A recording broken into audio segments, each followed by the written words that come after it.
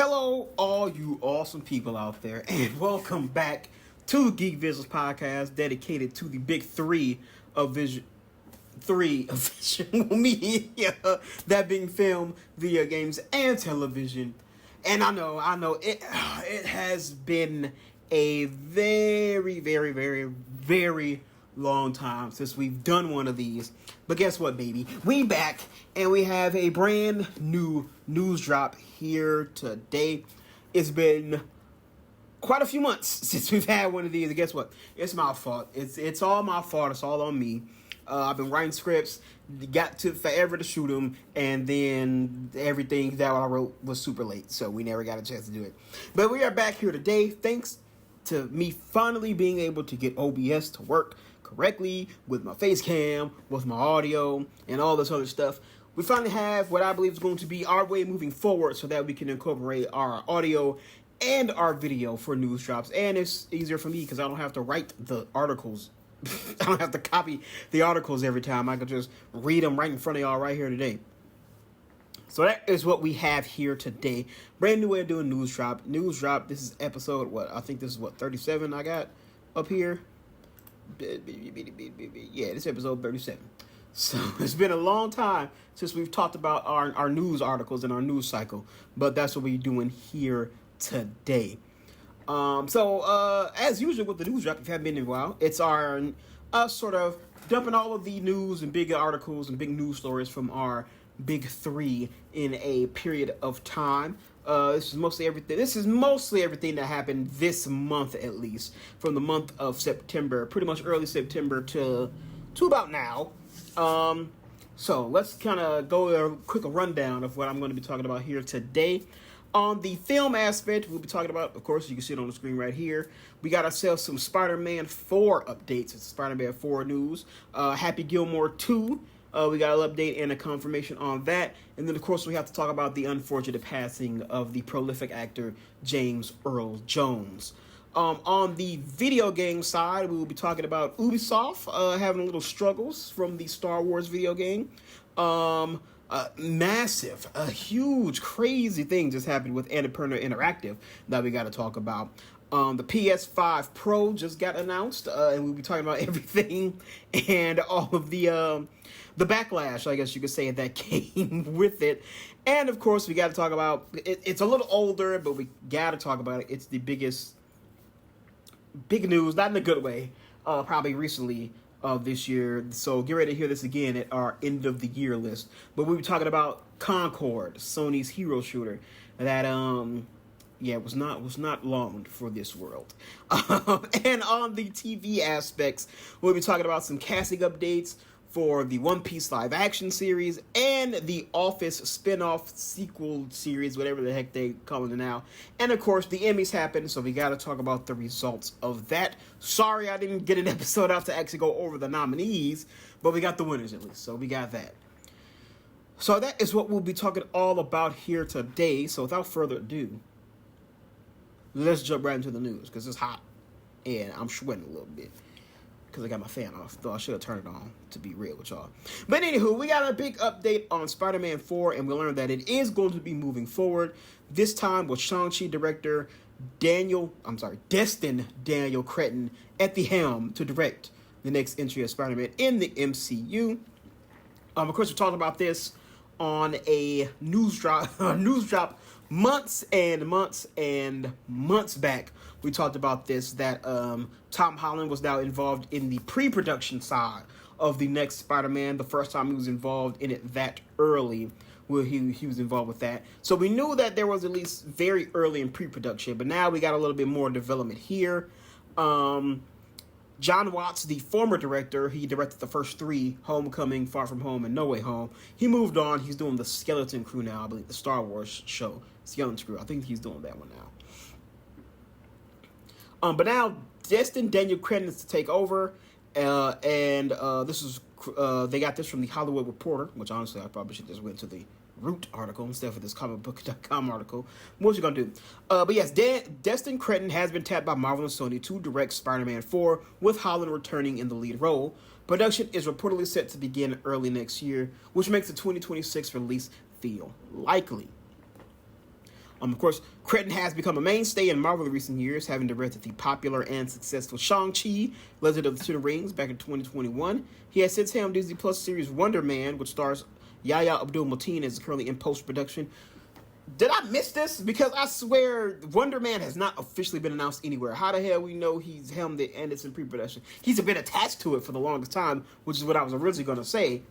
But for some reason, it has not been fully announced yet. I don't know, like, which is weird, especially if it's in post-production now. I don't know why it has not been announced already.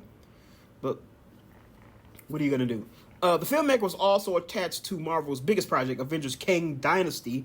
He was supposed to direct that one originally. Of course, that didn't pan out. They had to put Kang on the shelf. But he stepped away way before they had to move on from calling it Kang Dynasty and the whole Jonathan Majors situation. He moved on. That's what he got attached to the Wonder Man series and supposedly a Shang-Chi sequel.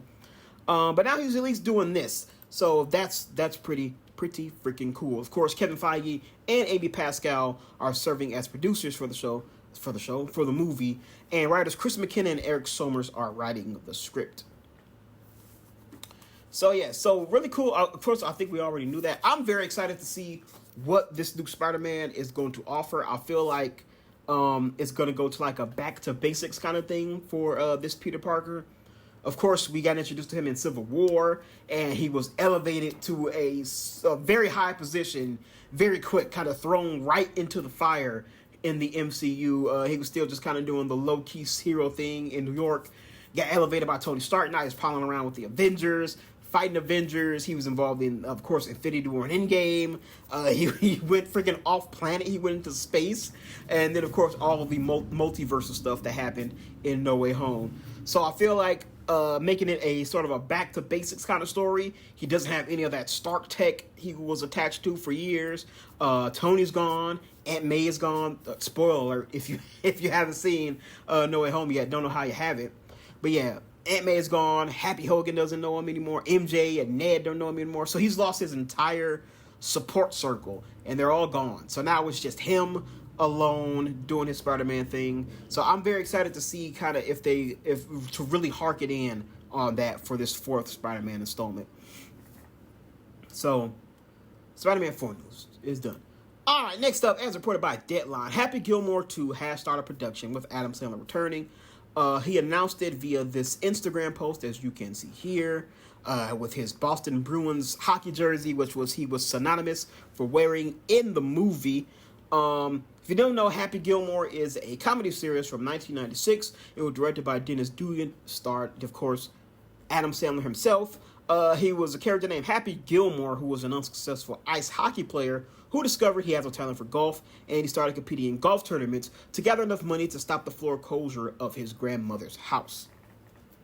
Of course, Happy Gilmore was one of those Adam Sandler movies when he was at the height of his popularity in comedy back in the day. It was like Happy Gilmore, Billy Madison, The Waterboy, The Wedding Singer, all that stuff was like all the little train cars on the Adam Sandler hype train back in the 90s.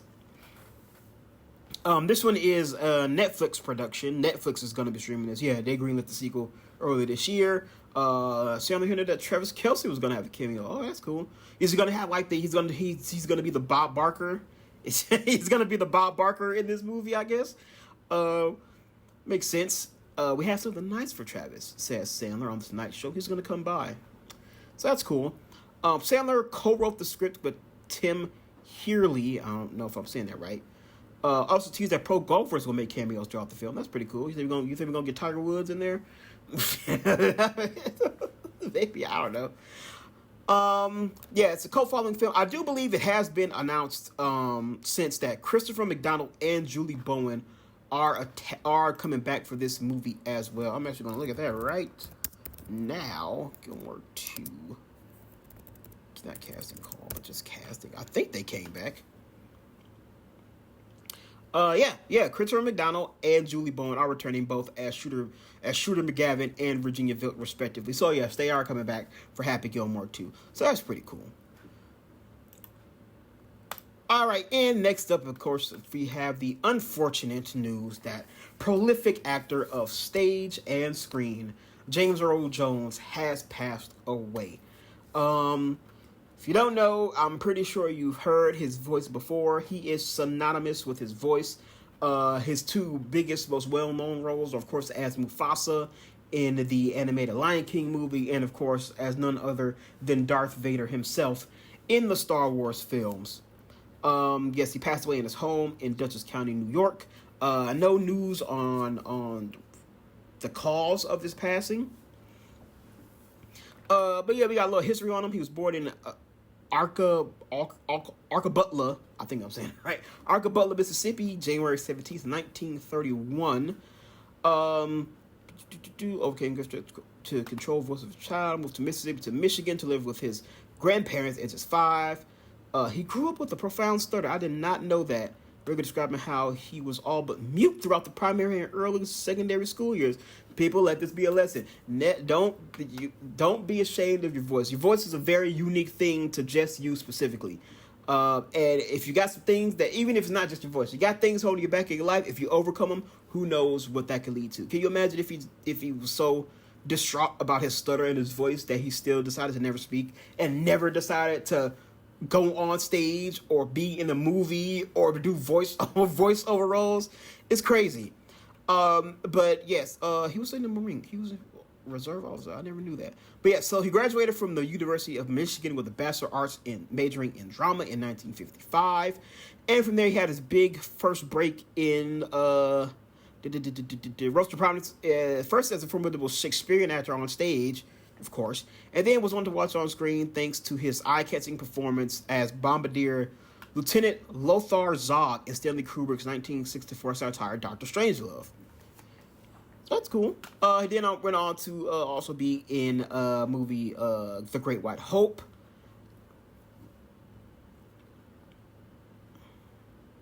And then in that play, was that a play? I should probably read through some of this instead of actually skimming it. So it's boxing drama in both stage and screen versions. He did the movie and the stage play. Jones made the role of Jack Jefferson in Charles Prize Fighter, whose story is based on Jack Johnson, the first black heavyweight champion of the world entirely his own. He won 2 Tony Awards for the 1970 film, which he starred opposite Jane Alexander. That's cool. Then, of course, in the 1970s, he added more things. The Man, Golden Globe nomination for his work in Claudine. And, of course, in 1977, he hooked up with George Lucas. And he was paid just $7,000 for his voice work in the first Star Wars film. And he relinquished credit on the movie for David Prowse, who actually portrayed Darth Vader on screen. He was the actor who wore the suit. Suffice to say that the $70,000 may have been the best deal Lucas and Fox ever struck. Of course, he would go on to be cemented in immortality as that voice of Darth Vader. Of course, he returned in the sequels Empire Strikes Back and Return of the Jedi. Other movies like Conan the Barbarian, Coming to America, which I know my more melanined urban listeners and watchers will know him more for. He did the play Fences, baseball movie Field of Dreams, Home for Red October, Patriot Games, Clear Present Danger. So, yeah. Prolific actor in multiple things. Barry Jenkins, the director of Coming Mufasa, took the X. Okay. Oh, is he voicing Mufasa in that one? That's actually a good question. I'm pretty sure he also voiced Mufasa in that weird CGI live action thing in that they did not too long ago.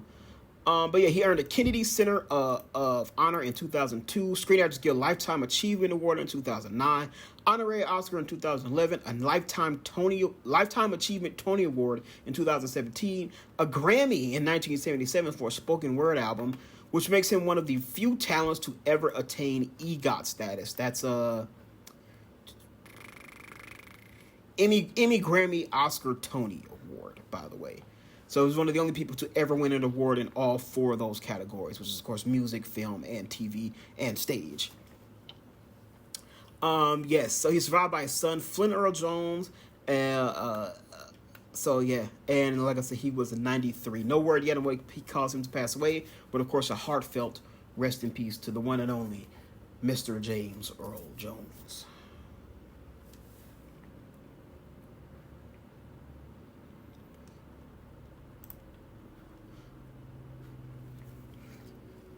All right, so moving on. Audio listeners, if you're listening to this in audio, not the video, we are going to go over some trailers. Of course, now that we got this new setup, I'm actually going to watch them here. So if you're listening on the audio realm, you can skip forward to the video game section if you don't want to just see me react to some trailers. I also don't know if this is going to stay in the video because it might get a copyright strike, but who knows? We'll see. I think that's a show. We definitely gonna visit that for the show, but that's not what we want right now. The first one we gotta look at is Mickey 17, not the Mickey Mouse Clubhouse.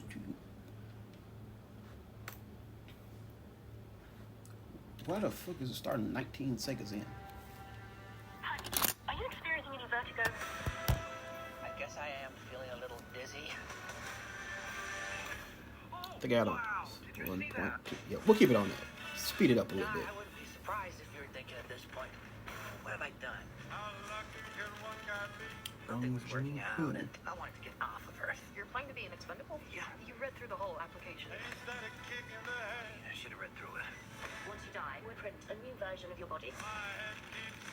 They made me work my ass off on one mission after another. Every time you die, we learn something new, and humanity moves forward. Oh, he's alive. It's fine. Vicky, it's not looking very good for you. Yeah, no. I'm sure you're used to it by now, but what's it feel like to die? Even on my 17th go around, I hate dying.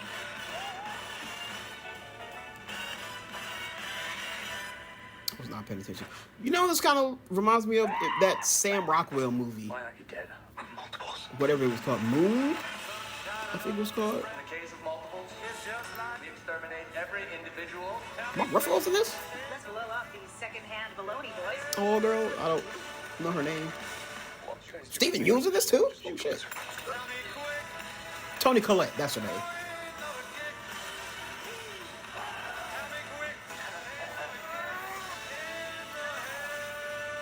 It's more of a comedy. I thought it was gonna be like more of a full drama. I don't like you, but I'm you. I'm not you. I'm gonna kill you.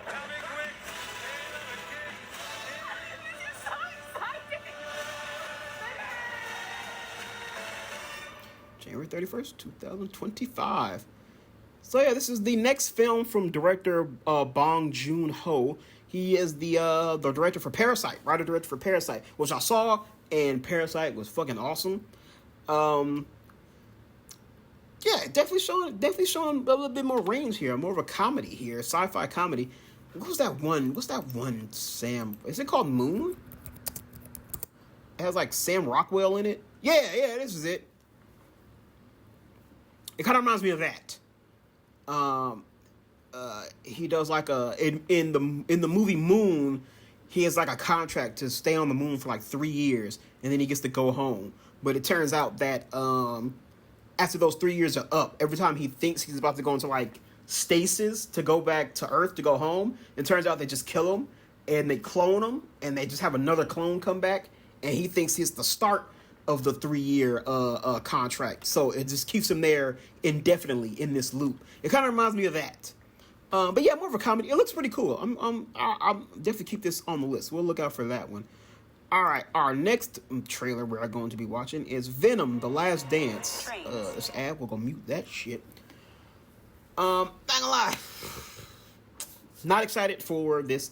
I did hear that Null was mentioned. I don't know if it was in this or like a TV spot or something. Null has been mentioned, so get out of here, YouTube Premium. Sony got to do its weird ass pre-roll thing. We'll talk about a little bit more of it after the trailer. Let's watch the trailer first. This is your captain speaking. If you look out to your left, I got it on 1.25 just to make it go a little quicker.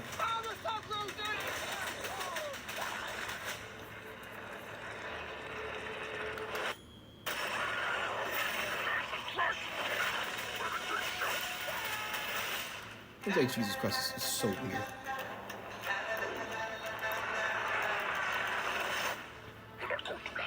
No, I can absolutely guarantee you I'm not gonna. My owner has found us. Who sent that thing? My creator. Of course. Ah. Symbiotes didn't come here by accident. For what?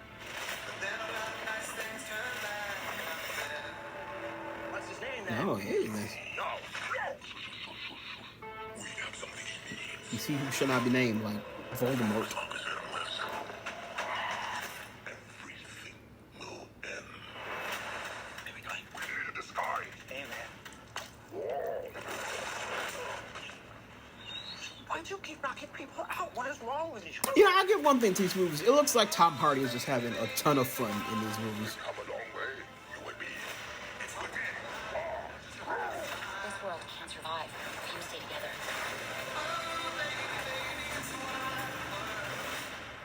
But I need him.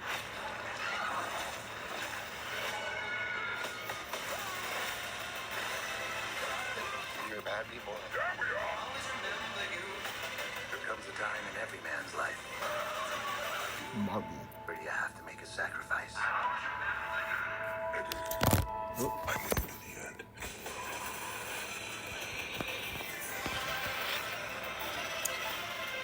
okay. I mean, Oh, this is all the money that we have. don't look terrible, but like at the same time, the Venom movies have never looked terrible. At least from the trailers. I need more money. It just turned out that they actually are just kind of terrible. But yeah, I'm not excited about this very much. I mean, the Venom movies do well. I just tend to not be in love with them too much. Like the second one, I didn't like really much at all. The first one was at least kind of. It seemed like the first one was at least accidentally kind of came off as extremely campy and kind of dumb to the point where it was kind of funny. I feel like the second one kind of tried to lean into that a little bit too much. But I don't know. So yeah, we're mentioning Null here. I don't really care. Like, I like Null. Like, King in Black was a dope storyline in the comics. And I do get excited when we actually get comic book movies that are based on comic stories that I've actually read for myself. But yeah, I don't know. If it was like MCU, I'd be excited about it, but it's not. So I'm like, Sony's gonna somehow fuck it up. Some way, shape, or form. They gonna fuck it up somehow. All right, what else we got? What else we got for our trailers? Oh yeah, let's watch that first. The new Amy Adams flick with the word that you can't really say. Night Bitch. I have no idea what this is, but I seen it was a new trailer. You just love getting to be home with them all the time? Yeah, I do. I love it. You're an artist, right? I used to be. Oh, wow. That feels like a lifetime ago. So I seen this was like a horror. Did I misread that somewhere? I thought this was like a horror thing. definitely, we get it. I used to be a stripper. The before times. Yes. Nobody in this family can clean their own butts. Oh, that's okay. If you wake up, I will rip your throat out. Okay, for what it's worth. I would kill to stay home with them every day. I'm not fuzzy. I'm not fuzzy. I just feel off. Look at my teeth. You got sharp there? It's a little bit weird. Motherhood, it changes you. It connects you to some primal urges. I'm like, is she a werewolf? I feel like I'm stuck. Make up a plan, draw up a schedule. Happiness is a choice. Happiness is a choice. I'll try. I'm never going to be smart, happy, or thin, ever again. Oh, and I'm pretty sure I'm turning into a doll. You're so funny. Do you ever feel like that? Oh, she turns into a dog. I completely misread it. Understood what I see for like the description of it. They're so powerful. What the fuck? Crush a walnut with my vagina. I am a woman. I am an animal.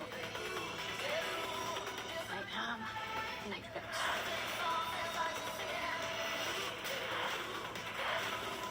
You're so dirty. Where did you go? I don't her run. Okay, all right. Motherhood is a different beast. 80. What? Amy Adams stars in Night Bitch, written and directed by Marielle Heller, based on the best-selling novel by Rachel Yoder. Oh, okay.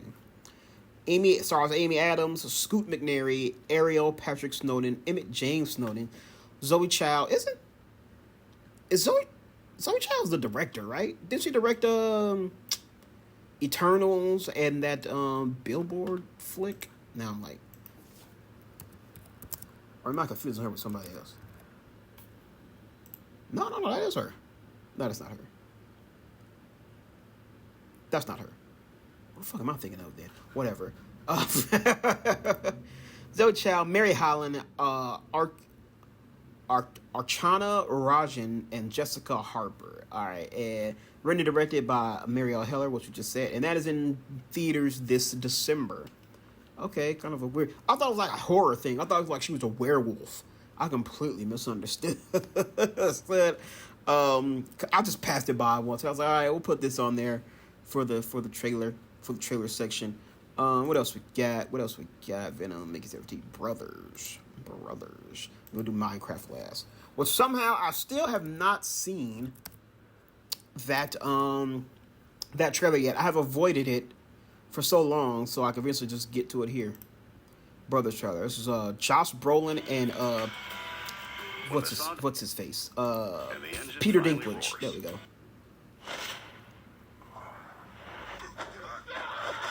Damn. Wait a minute. Was that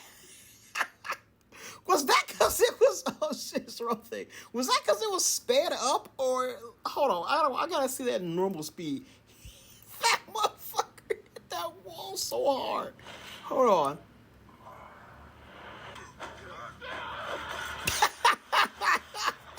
It was kind of funny to sped up though. What's the holdup? Making arrangements. Some families have a long line of dentists or lawyers. Oh, was that? And a long line of felons. That's me. The big ugly one is my twin brother, Moke. I had the plans, he had the hands. We just bought a house where we're having a kid. Bro, come on. I am finished stealing shit. Let's do this one and split. I have to stick it down. 1, 2, 3, Dracula. We can go 2 out of 3 if you want. Get on the floor. I just feel like Wolfman would beat out Dracula. Wolfman's once a month, Dracula is all the time. Use your head. This is a new beginning, huh? Oh shit, Marissa Tomei.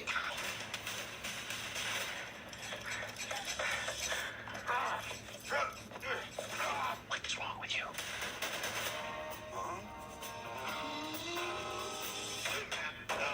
Damn. Get into the car! You were gone 30 years. I can apologize only so much. You haven't apologized at all. Why are you back now? The emeralds, worth about $4 million. I got a plan, but it takes all of us. Terrible plan.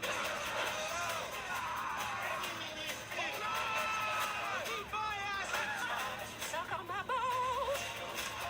So that was Brendan Fraser.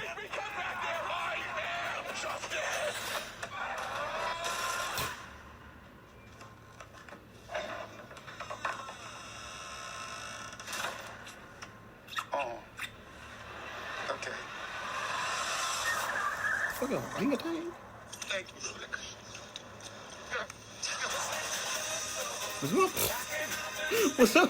Was my boy SA'd by a orangutan? My goodness. That's pretty funny. That's pretty cool. First trailer for Brothers starring Peter Dinklage. All right, no. Oh, it is synopsis. All right, Brothers tells the story of reformed criminal Josh Brolin, who attempts at going straight, is derailed when he reunites with his sanity-testing twin brother, Peter Dinklage, on a cross-country road trip for the score of a lifetime. Dodging bullets, the law, and an overbearing mother along the way, they must... Can you shut up, please? They must heal their severed family bond before they end up killing each other. And we see in that stars Josh Brolin, Peter Dinklage, Taylor Page, Glenn Close, and Brendan Fraser. That was pretty cool. It's a Prime film. That was pretty good. All right, and finally, our big one for our trailers. I've avoided this trailer because I was like, I need to watch this live for the channel, especially if I can like actually get my this working with OBS. I was like, I need to do this live and get a reaction to it. So we got the Minecraft movie. Which one? Screen Culture. Let's do this one. I got more views.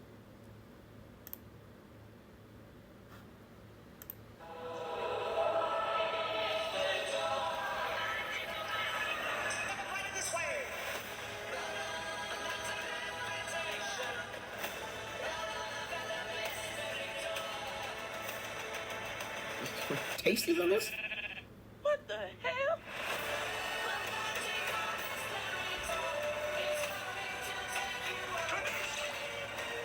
Anything you can dream about here, you can make.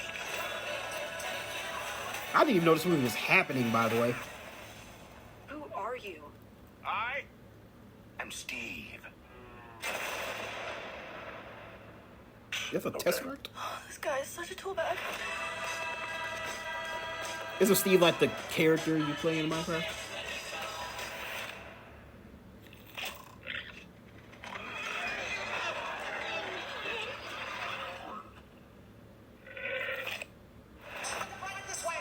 That's coming next year. Y'all remember when Minecraft was like the biggest game in the industry and everybody was playing it?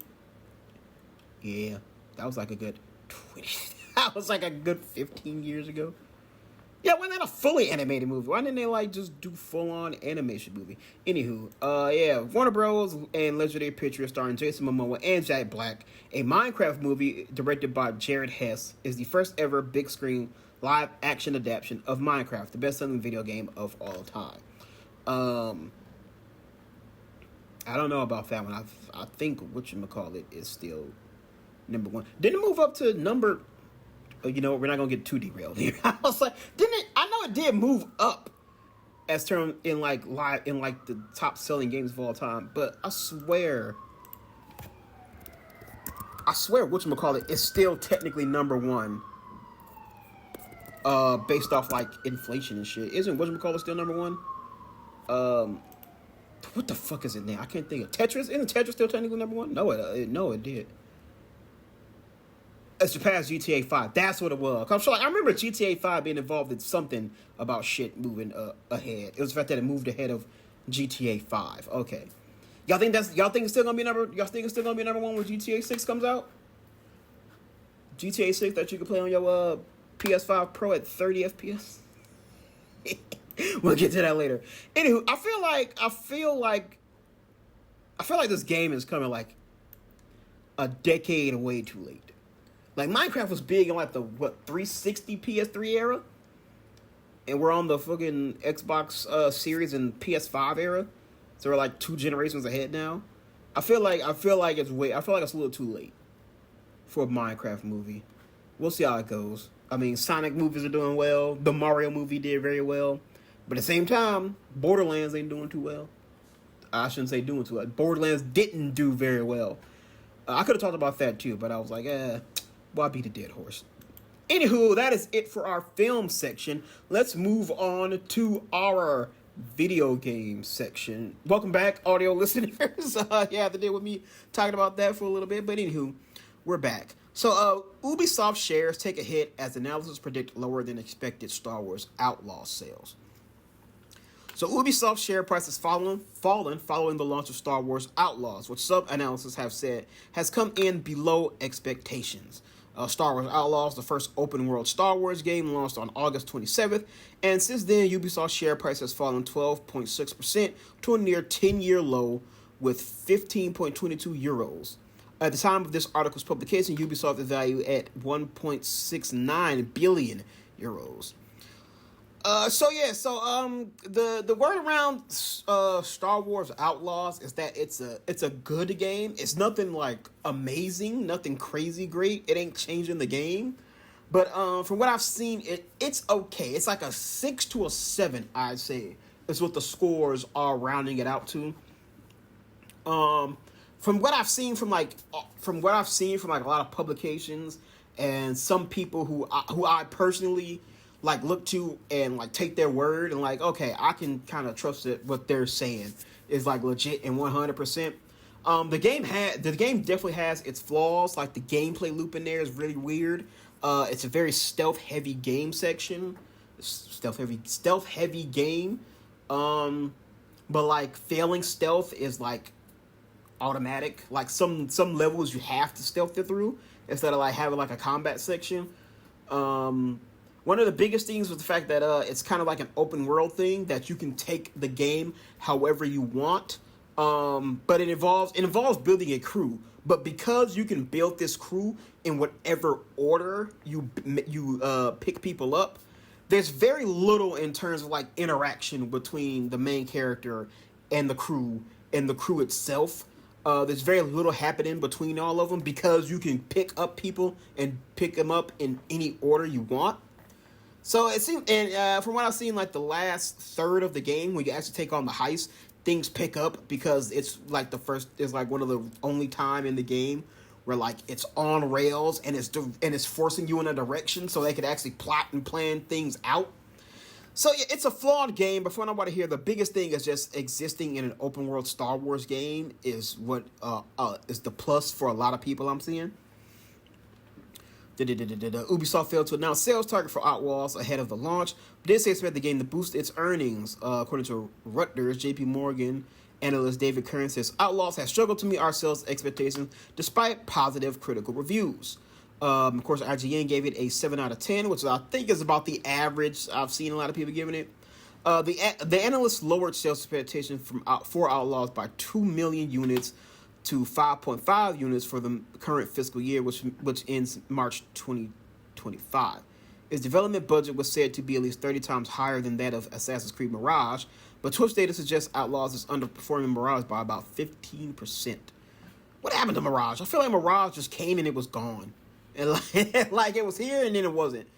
Outlaws was the only game impacting Ubisoft shares. Free-to-play Call of Duty rival X Defiant also appears to be having a tough time. Mid-cap partner analyst Charles Louis Planaday told Rutgers X Defiant has seen lower than expectation interest following a strong launch in May. Yeah, from what I heard, X Defiant is like not that great. It's not doing well. It is being infiltrated by hackers and cheaters, and it's taken away from a lot of the game. So yeah, I think this puts a lot of pressure on Assassin's Creed Shadows, which is coming out in like 2 months. And all the crap that's been surrounding that game leading up to its release. So Ubisoft is having a hard time. Of course, you also got to think there might be a lot of people out there. There might be a lot of people out there like me who think because it's Ubisoft that the game is going to be just immediately mid. Which is, not a bad thing, but like Ubisoft is just I just don't like the way Ubisoft does their shit. I do hope for good things for Assassin's Creed Shadows though. Just to fight the narrative that's been surrounding that game, the go woke, go broke narrative that's been surrounding that game. How dare Ubisoft make their main character a black samurai and a woman samurai? How dare they? All right, next up, this was crazy. I actually only came across this very briefly, and I put it on here. So I haven't actually read any of the details about this yet. But from what I've seen, this is actually freaking insane. So, the entire staff of beloved game publisher Annapurna Interactive has reportedly resigned. Now, a lot of stories in the game industry right now have been about how publishers are canceling studios are closing, they're getting absorbed by bigger companies, or they're just outright, or they're having like extensive layoffs and things of that nature. Apparently, Annapurna and their entire staff themselves voluntarily resigned, and like Annapurna Interactive is like not around anymore. So Annapurna Interactive, the game company famous for publishing indie title hits like Stray, Outer Wilds, Garoga, Neon White, What Remains of Edith Finch, and many more, may not be the same company anymore. Bloomberg reports that the entire staff of Annapurna Interactive, the gaming division of Megan Ellis's Annapurna, remember they do both video games and film. And I believe like there was going to be a big plan moving forward that would have them making like movies of their video game properties and making video game side stories or tie-ins to movie properties. But apparently I don't know if that's going to happen anymore. So yeah, the entire gaming division has resigned after failing to convince Ellison to let them spin off its game division into a new company. IGN is corroborating the report. All 25 members of Annapurna Interactive team collectively resigned, former President Nathan Gray and staffers told Bloomberg. This is one of the hardest decisions we have ever had to make, and we did not take this action lightly. That's crazy. So they went to the table. They sat them down. They was like, "Hey, we want to make spin-offs of our games. We want to make more games that we actually want to make." That might be a big point of it too. And apparently they was just like, "No," or they just couldn't come to it. So they was like, "All right, fine, we're going. We're gonna do our own thing." That's That is crazy. Like I said, especially with the gaming scape now, having layoffs be such a crazy thing. Involuntary layoffs. People are getting laid off from their job. For this whole studio to just go, hey, if we want to do this, if we can't do it, then hey, we're gone. That's kind of insane. Last week, Hollywood Reporter, I can't talk, said that Gary and the co-heads of Annapurna Interactive, Deborah Mars, Nathan Villa, would be leaving. THR also reported that Annapurna planned to integrate its in-house gaming operations with the rest of Annapurna's division, which include film, TV, and theater. That's like I said. Remember, this was from a news drop. It's from a very old news drop, but they did talk about how like they're moving forward with the Stray movie, and they were like they want to start incorporating all of their divisions together. So making movies and TV shows from the game properties, I said that earlier. They wanted to do this. They wanted to really have Annapurna do a bunch of stuff all within house, but of course now I don't know.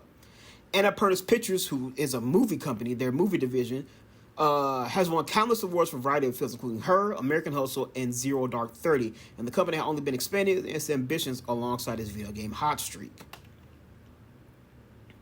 In 2020, Annapurna announced it would begin developing its own games too, along its in-house animation division in 2022.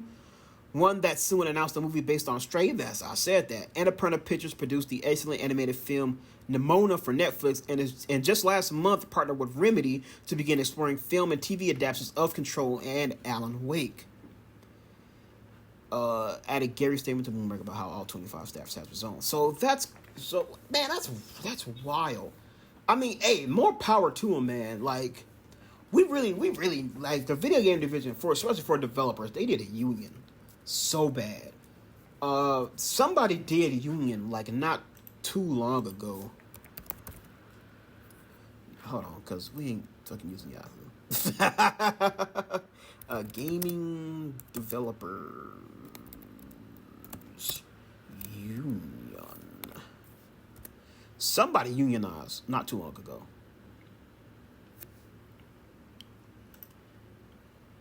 Oh, it was Bethesda of all people. There was about to have been increase industry. Several employers of one of the biggest companies are now have union representation for employees. ZeniMax QA workers under Microsoft have unionized at the start of the year.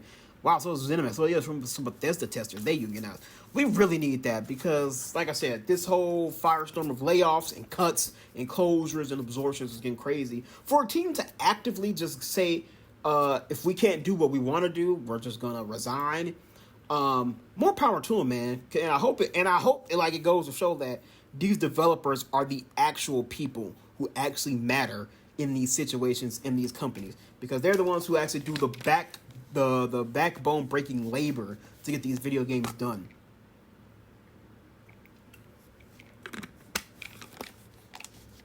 And for all these CEOs and these suits who make calls that force things to change or force things to not happen, and they make all these closures and they walk away from shit scot-free is like total bullshit. So hey, clapping it up for Annapurna Interactive and the employees for not taking that shit. And I hope they go on and make their own thing and they do great things in the future. But that is super insane. All right, next up. So remember how I mentioned people who might want to be playing GTA 6 on a PS5 Pro, which is only capped at 30 FPS? Well, that brings us to our next story here. As just a few weeks ago, I'm recording this on the 18th. This is the 10th. Sony has finally unveiled the worst kept secret in gaming, the PlayStation 5 Pro. Their mid-season upgrade, their Half-Life upgrade. Of course, last generation we got the PS4 Pro. So now we have this. And so what does the PS4 Pro have to offer? I ain't gonna lie to y'all, not very much. So they announced it in a video. We're not gonna really play the video. They announced the design, as you can see here. There might be one thing missing that you'll see if you look really closely at it. We'll talk about that later as well. But basically, they talked about how the PS5 Pro is going to support their big three to really make things better. So we developed the PS5 Pro with deeply deeply engaged players and game creators in mind, as many have asked for a console that runs even higher fidelity graphics with smoother frame rates at 60 FPS. We achieved this on PS5 Pro with several key performance features. So they talked about how they have an upgraded GPU with the PS5 Pro. We are upgrading the GPU that has 60-70% more compute units than the current PS5 console and 28% faster memory. Overall, this enables up to 45% faster rendering for gameplay, making the experience much smoother. Advanced ray tracing, we've added even more powerful ray tracing that provides more dynamic reflections and refractions of light. This allows rays to be cast at double and at times triple the speed of the current PS5. And then the third one was AI upscaling, introduced PlayStation's Spectral Super Resolution, the PSSR as they dubbed it, an AI-driven upscale that uses machine learning-based technology to provide super sharp image clarity by adding an extraordinary amount of detail. So yeah, so they're saying, of course, if you got a PS5, or even an Xbox Series, games typically come in two modes. There's performance mode and there's this graphics mode. One focuses more on performance, so that has the 60 FPS. It comes at the behest of having to cut like ray tracing down, having to focus less on visuals and lighting and enhancements and stuff. Or you have the fidelity mode, I believe it was called. That one actually focuses more on the clear images, ray tracing, but that's capped at 30 FPS. So now their main goal is the fact that you don't have to choose which one you want. You can play both. So yeah, they talked about all this and they showed a little few options. So that's what you would think is probably the good stuff about it. But unfortunately, here are some of the bad things that happens with the PS5 Pro. First and foremost, they saying you can go 60 FPS, but a lot of games kind of I think actually I'm gonna look it up right now. That's the whole thing about me having this right now. I was like, I can do this. Somebody talked about how GTA 5 is going to actually GTA 6 can actually struggle at 60 FPS, and how 30 is probably going to be it's probably going to be where it's at.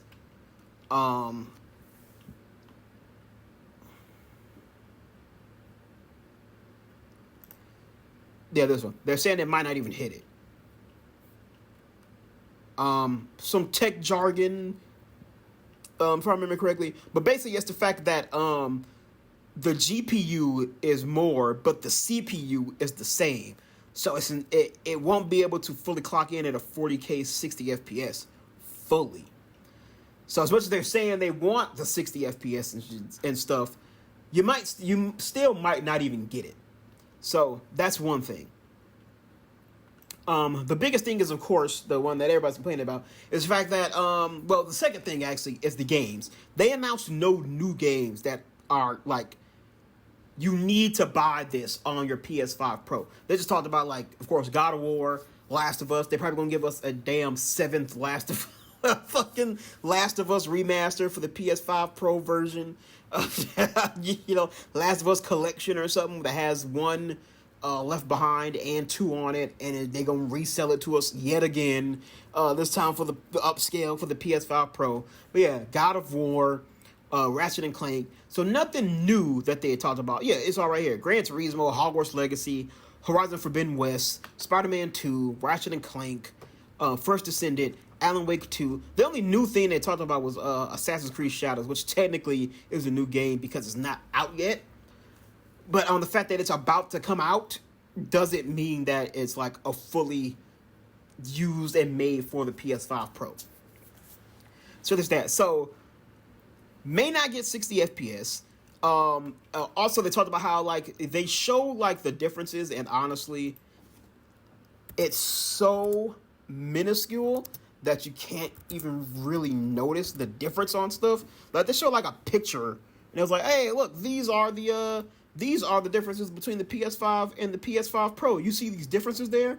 Look at the light. They show this picture here. I can't really. It's gonna be kind of not fully experienced because I am just on a screen and showing it.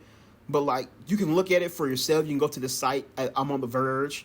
You've seen when I Google search, and this is the Verge article. But it's a very, very minuscule difference. Like, it's just like the leaves have more details. They can put more details on the people in the back, put more details on the leaves in the back. So if you want to see like the raindrops drop down from your tree in your games, this is for you. And then of course the biggest thing was the fact that it is $800. I mean, I'm sorry, not $800, $700. It's $69.99 USD. 69.99 euros. I mean, I don't know how shit works, but it's a lot. But yeah, it is a lot. It does have a 2 terabyte SSD. But yeah, it doesn't even give you like the other DualSense controller, like the Pro controller. It's still the regular DualSense controller. But yeah, it's $700. $700. But also, super important to note as well. Not only that, my bad. God damn it, I'm not trying to click this one. There we go. There's no disk drive. There is no disk drive. It's an all digital console, like the PS5 digital version. But this one, there is no option for a disk drive on there. It's all digital. You have to purchase the disk drive separately and then attach it on to the PS5 Pro. And that itself, I swear they had like a way you can get to it. I don't see it though. But the disk drive itself is like $80. So you got to pay $700 for the console, additional $80 if you want to get the an additional $80 if you want to get the disk drive.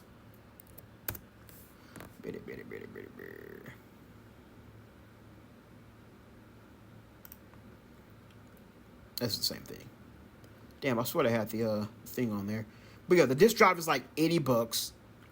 It also doesn't come with a vertical stand either. So you got to pay separately for that too. And I believe that was like $20 or $30.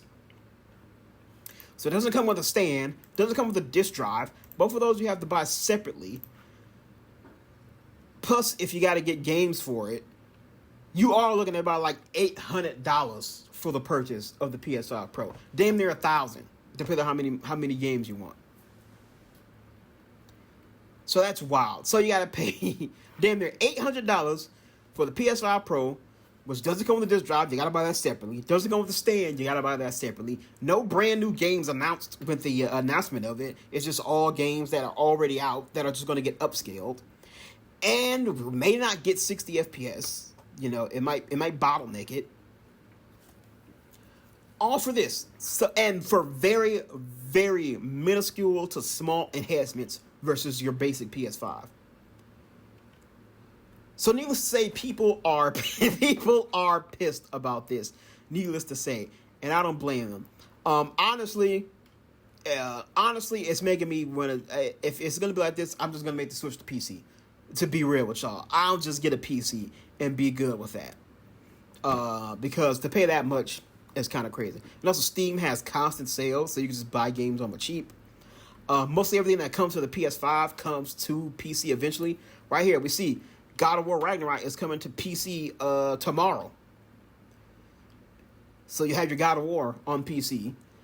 You know, everything that you can probably get on the PC. You know, Game Pass has their PC version, so you can get a Game Pass on there too.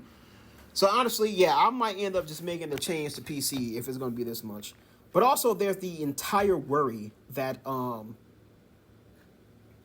with this coming out, being an all-digital thing, there's a worry, and for being that much, there's a worry that the next Xbox and the PlayStation 6 could follow in the same footsteps of all-digital. And if y'all don't know, physical media is kind of dying. So preservation of physical media is a high thing right now.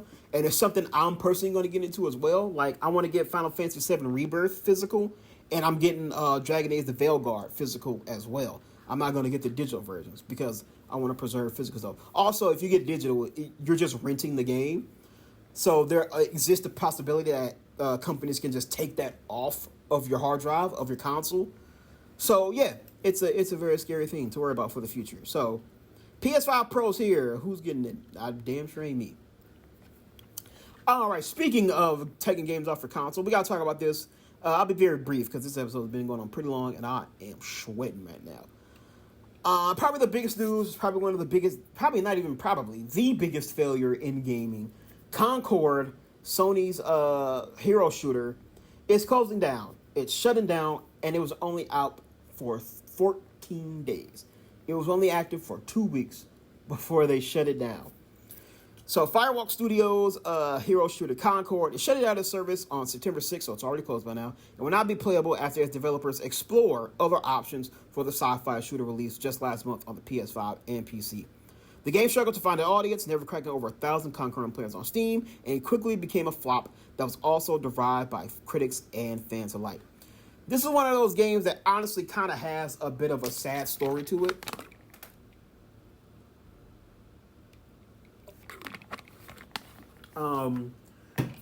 The internet gaming community pretty much shit on this game from the moment it came out, and it unfortunately was never able to recover from that. So yeah, they said, Concord fans, we listen close to your feedback since the launch of Concord on PS5 and PC. We want to thank you for everyone that's joined our journey aboard the North Star. Your support and passion in the community has grown around the game and meant the world to us. However, with many qualities of experience resonate with players, we also recognize that other aspects of the game in our initial launch didn't land the way we intended. Therefore, at this time, we have decided to set the game offline beginning September 6th and explore other options, including those that will better reach our players.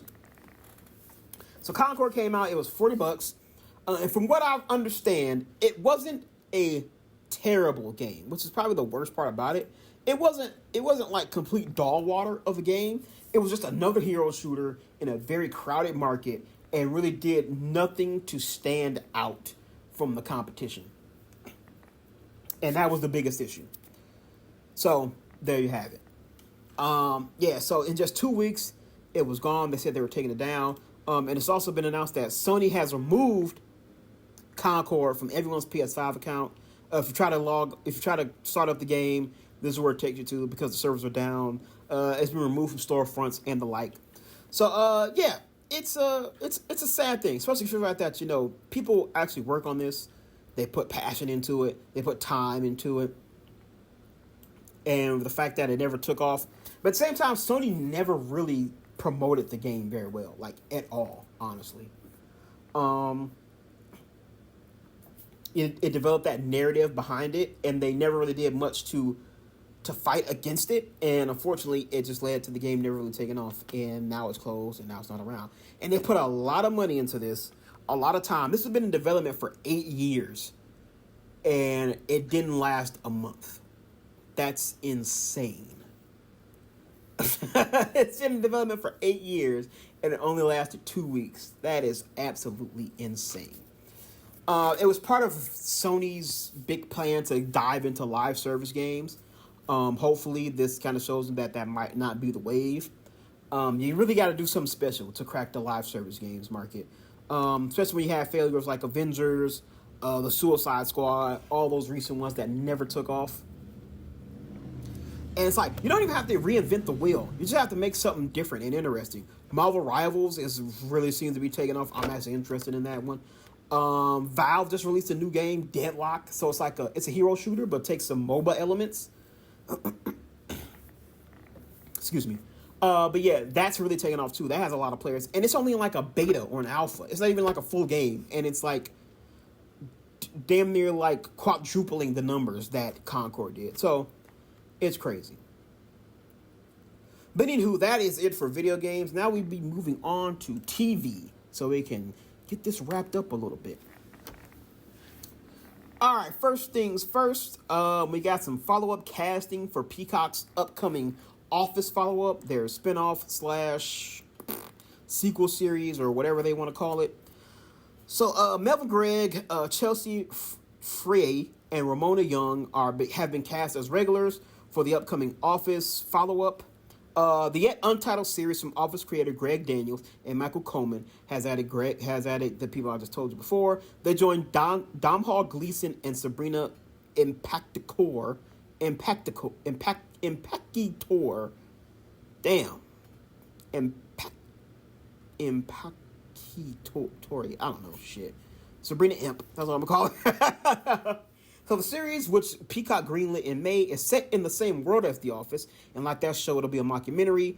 The show's description reads, the documentary crew that immortalized Dunder Mifflin on Scranton's Branch is in search of a new subject when they discover a dying historic Midwestern newspaper and the publisher trying to revive it with volunteer reporters.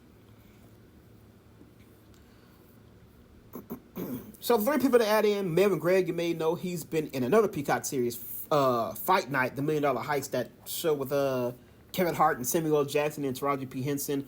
He's also been known for Snowfall. He was man-boy in Snowfall. Season 2 of American Vandal, which is what I first saw, man. Frey is known for Fox's The Cleaning Lady and The Moody's, and she also guest starred in an episode of Peacock's Poker Face. While Young was a regular on Netflix's Never Have I Ever and recurred in Legends of Tomorrow on the CW. Daniels and Coleman are executive producing the mockumentary with Rocky Gervais and Stephen Merchant, who were the creators of the UK office, and Howard Klein and Ben Silverman and Benage Americans, the Universal Studios. So yeah, so we got an office follow-up. I like how that is. I feel like that should kind of be, if you're gonna do like a sequel series or something, I feel like that should kind of be more the route people go, not like a full-blown revamped sequel series. Do something set within the world of that show, but it doesn't have any connections to that show fully. So it allows them to kind of more space to do their own thing, but it also kind of gives them that built-in fan base of The Office. So people who watch The Office can latch on to this, and because it doesn't have, especially if you don't bring in people who were in the original Office, at least from the start, it allows them to kind of a little bit more breathing room and to them to do their own thing and set their own language that isn't fully attached to The Office. And I hope just regular audiences will recognize the fact that it's not directly tied to the original Office. It's just set within that world. So it's not harming the legacy of The Office or anything. But also that they just give it a chance and they understand that. And most importantly, hopefully, it's just good. So we got that there. We also got some big casting news from Netflix's One Piece live action series. So this was just announced today, honestly, during Netflix's Geek Week that was hosted by Joe Manganiello himself. We got 2 more cast members for the second season of Ichiro Oda's One Piece manga. The series has cast Joe Manganiello as Mr. Zero, aka Crocodile, and Lyra Abova as Miss All Sunday, aka Nico Robin, the newest member of the Straw Hat crew. So if y'all don't know, there have been casting updates galore for this show going around.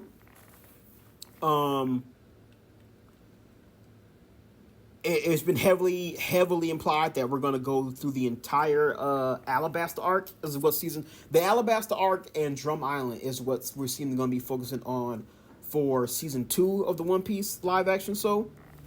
So yeah, I even said it. The season will cover a story up to Drum Island arc. This will include Log Town, Reverse Mountain, and Twin Capes, Whiskey Peak, Little Garden, and Drum Island. So it's going to be the lead up to the Alabasta stuff, but not the full Alabasta arc. So there's been a crap ton of people announced for season 2. They've cast a Smoker. I'm not gonna read everybody's name. You can pause it and read the names yourself here, zoom in or whatnot. Actually, I might zoom in myself a little bit. Hold on. There we go. So they cast a Smoker. They've casted Tashigi. They've casted other members of Baroque Works like Miss Wednesday, Mr. 3, Dave Desmountain, Miss Valentine, Mr. 5, Mr. 9. We've got people from Chopper's origin story from the Drum Island stuff. Dr. Correja, which I think we're all a little sad. It wasn't. I was gonna say Jennifer Love Hewitt. God damn it, what is her name? From Jamie Lee Curtis. I think we're all sad it wasn't Jamie Lee Curtis. But Kathy Siegel is great too, so I'm excited for that. So we got Correja, they got Hurlick, we got a Wapol and a Dalton. Of course, we got the Cobras, Nefertiti, Sindeli Rahamurthy, which I'm excited about. The task is Nefertiti Cobra. Where is she? And then we have Miss Wednesday, so we also getting Vivi. So yeah, so we're definitely starting the Baroque Works and the Alabasta arc. It seems like season 2 is going to be the initial stuff but not the full arc. That might be season 3 if we get that. But anywho, so yeah, we got a One Piece thing. They got a little video. How long is it? It's 3 minutes. I ain't watching all that. We're already like an hour into this episode. We're already an hour into this episode. So we'll save that. We'll save that for a long time. But if you want, they got a set tour for season 2, so you can go check that out on YouTube as well. All right, and to wrap things up, the Emmy Awards happened. Now, I ain't gonna lie, this threw me way the hell off because I seen this. I was like, oh, the Emmys happened. Oh, too bad I couldn't watch it. And so I was like, all right, let me put the winners on here. And then like days later, another thing came out. I was like, oh yeah, Oscar winners are out. I'm like, didn't the Emmys just happen? But apparently they did like a 2-day thing. They did something on Saturday and then they did something Sunday. But yeah. So I think the first day it was more like behind the camera awards, while the second day was like the big awards. So we'll get a little overview here. So the biggest winner was, of course, Shogun, which I really need to watch now. It had 14 wins, which is crazy, and then another win for a companion movie, The Making of Shogun, which set the record for the most Emmy wins in 1 year. Only The Bear, Saturday Night Live, and Only Murders in the Building also won a lot of awards. So yeah, that was cool. So while the awards dealt out this weekend, on our behind-the-scenes workers in the field, like directing, editing, so that was cool. Also, some on-screen was too. Jamie Lee Curtis and John Bernthal won for outstanding guest actors and actresses in a comedy for their work on the Bear Fishes episode, while Nestor Campbell won outstanding guest actor in a drama for Shogun. Michaela Cole scored for actress in a drama for Mr. and Mrs. Smith. So yeah, we'll just kind of skim through these. Outstanding animated program was won by Blue Eye Samurai. We don't give a shit about reality. Outstanding character voiceover performance was won by Maya Rudolph for Big Mouth. We like that. Cinematography for non-fiction program was won by Girl State. Outstanding commercial, I didn't know they did that. Costumes for variety non-fiction was won by Taylor Mack's 24-decade history of popular music. Directing for documentary non-fiction was won by Girl State. Let's keep going a little bit more. Documentary for non-fiction was won by Beckham. Emerging medium was won by Fallout Vault 33. Oh, I wonder what that is. I don't know that one. Hairstyling was won by Saturday Night Live. Outstanding host for a reality show. Outstanding individual achievement in animation was all of these people won one award. That's crazy. Outstanding lighting, make that for nonfiction, dramatic score. Outstanding music direction, the Oscars.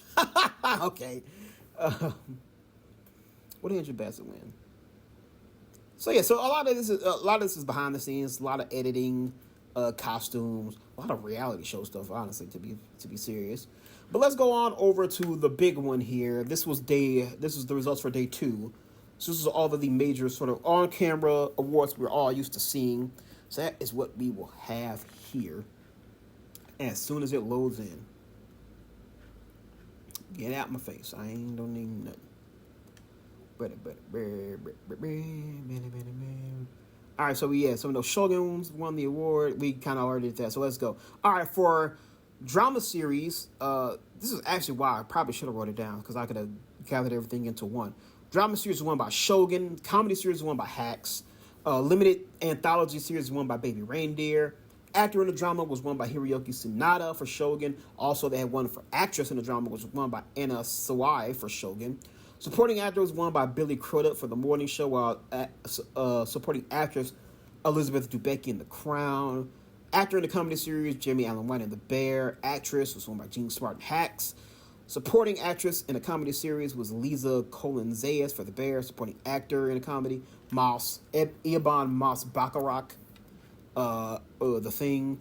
Actor in a limited series was run by Richard Gadd for Baby Reindeer. Actress in a limited series, Jodie Foster for True Detective Night Country. Supporting actress for a limited series, Jessica Gunning, Baby Reindeer. Actor was Lamar Morris in Fargo. Hey, let's go, Lamar. Reality, we don't care about reality. Scripted variety series last week tonight with John Oliver. Writing for a variety series, Alex Edelman in Just For Us. Writing in a comedy series was won by Hacks. Writing for a drama was won by Slow Horses. Is that Will Smith? Yeah, it can't be Will Smith, can it? I refuse to believe. No, we gotta look that up real quick.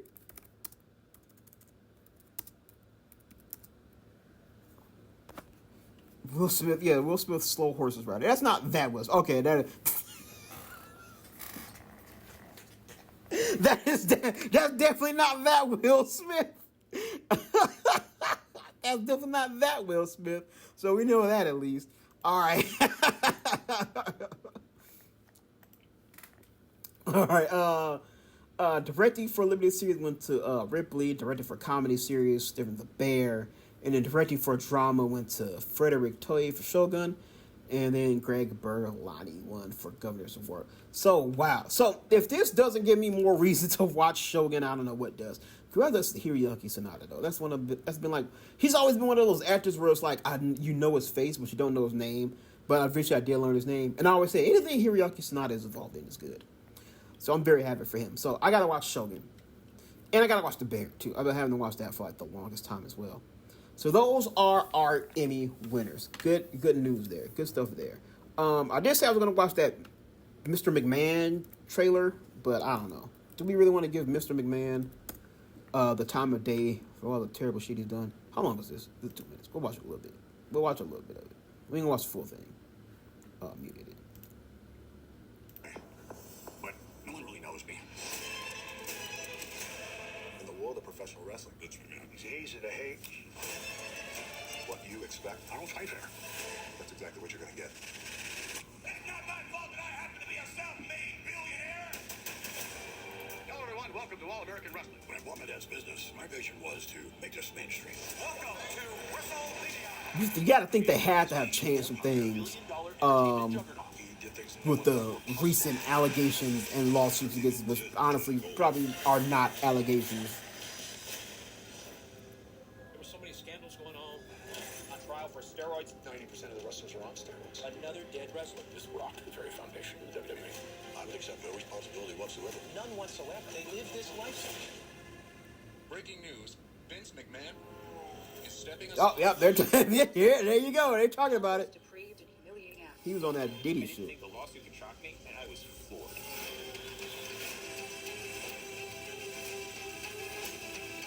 When it comes to Vince, a lot of that is a character.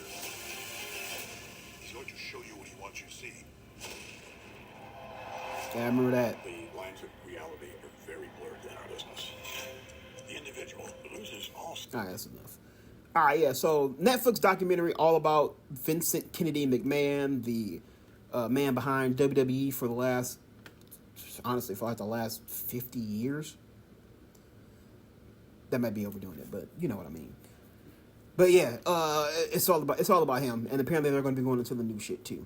So anyway, that is it. That is our glorious return. I forgot about the Starting Five show. It's the basketball version of that quarterbacks show they did not too long ago. Basketball is a beautiful sport.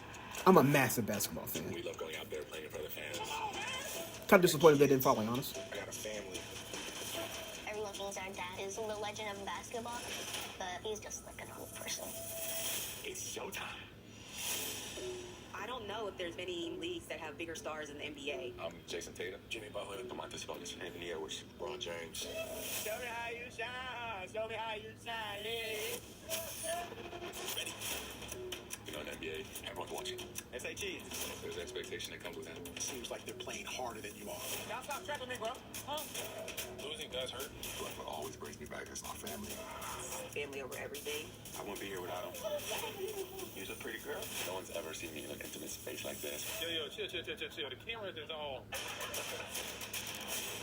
It's like I'm living in a train. All right, that's all we're gonna watch for that. Like I said, we're already pretty lengthy on the episode time here.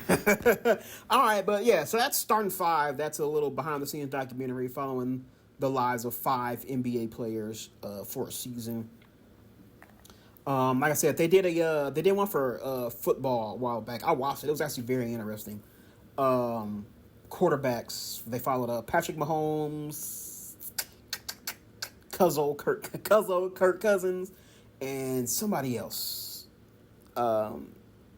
He was like the quarterback for the Falcons or something. I forget who he was. But yeah, I kind of like the mix. They got like the mega star that is LeBron. They got kind of like young guys like Anthony Edwards, a veteran, like Jimmy Butler and Sabonis, and then kind of like and then Jason Tatum, who was like a top star in the league. So I'll definitely be checking this out, especially as I said, I'm a massive basketball fan. But anywho, that is it for our episode here of News Drop. We have covered everything. We're back. We back, baby. We back in it. That's it for this episode of News Drop. Like I said, this is the way we're gonna do it now. I don't know if our trailer stuff is gonna make it past YouTube copyright, but who knows? We might. We ain't making no money from this, so what they gonna do? They might just mute shit. Be honest, but if they do, we probably just have to cut shit out at the beginning and the end. But anywho, that's it for this episode here today. I am sweating. It's hot. I'm sweltering. Thank you all so much for watching and listening. I very much appreciate it. Make sure you follow us on all the audio platforms, Spotify, Apple Podcasts, not Google Podcasts, they ain't around no more. I believe we're on Pandora, even though we ain't uploaded in forever. I tried to upload the X-Men review, but it didn't go through too well. So, but I think I got a way we're going to get our audio on there. Hopefully this comes out not so bad. I've been recording on my phone on the side here as I got my mic for the computer. But we'll see how it goes. Make sure you subscribe to the YouTube channel. We got more stuff like this. A podcast goes up on there as well. So you can follow me on all of those as well. We got game walkthroughs, Dragon Age. I got to make an announcement about Dragon Age because we got to figure out how we're going to do that, which I kind of already know what I'm going to do. Cyberpunk 2077 is up there. We got Spider-Man 2 up there as well, pre PS5 Pro. So yeah, make sure you subscribe there on all the features. I very much appreciate everybody who's come along for this journey so far. Let me know what you think of the new way we do news drops. I kind of like being able to actually show y'all things and actually being able to look at stuff now of everything that's going on. Let's get off of LeBron's face here. Let's do Concord. They need it. Let's get little Concord Shadfish man here. He's falling all the way to the non-existent corner of the video game universe. Anyway, that's it for me here today. Thank y'all so much for watching. Until next time, everybody, always remember to stay watching, to stay playing, and to stay awesome. Until next time, I will speak to you all later. Goodbye.